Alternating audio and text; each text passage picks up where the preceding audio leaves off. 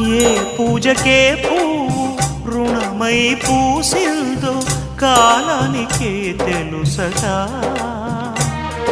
ఆ కాలం కనుమూస్తే కలగా చెరిగేది జీవితం ఒకటేనట.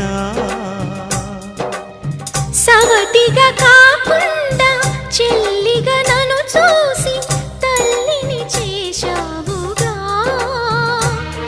ఈ పారాణి పాదాలు సేవించినా గాని రుణమే తీరదుగా.